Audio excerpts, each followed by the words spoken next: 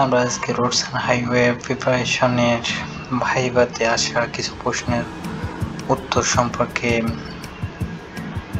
জানব।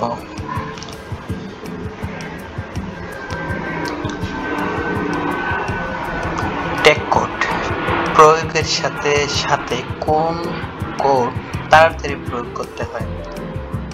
উত্তর হবে সিল কোড।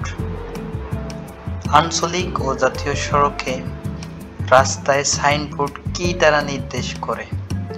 আঞ্চলিক হলে আর, জাতীয় হলে এন।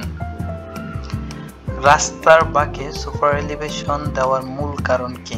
রাস্তার বাঁকে গাড়ি উল্টিয়ে যাওয়া প্রতিরোধের জন্য। রোড মার্কিং কি রং ব্যবহার করা হয়? Thermoplastic paint.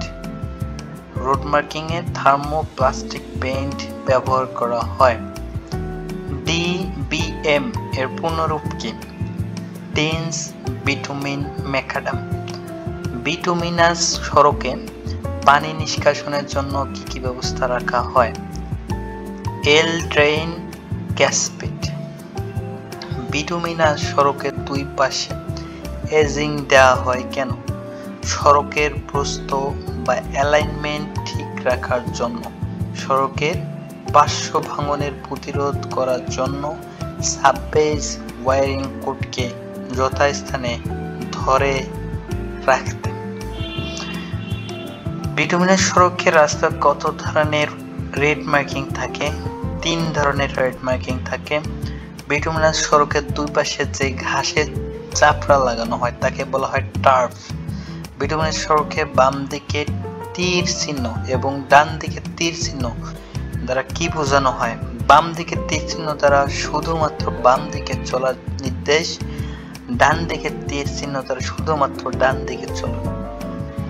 বাংলাদেশের রাস্তায় তৈরি করে থাকেন কোন ডিপার্টমেন্ট?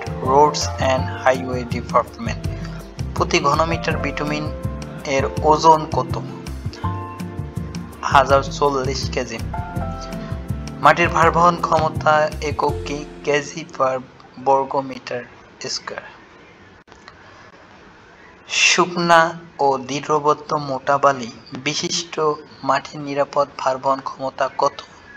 4.5 কেজি পার বর্গ সেন্টিমিটার। মাটির ভারবহন ক্ষমতা নির্ণয়ের জন্য টেস্ট সিলিন্ডার পদ্ধতি কোথায় ব্যবহৃত হয়? কাদা ও বেলে মাটি অনেক গভীর পর্যন্ত বিস্তৃত থাকলে, সেক্ষেত্রে যেমন ব্রিজ, টাওয়ার, বাঁধ ইত্যাদিতে। টেস্ট সিলিন্ডার পদ্ধতির জন্য কত ব্যাসের 2 মুখ খোলা ফাঁপা লোহার পাইপ ব্যবহৃত হয়? 1 থেকে 1.5 মিটার।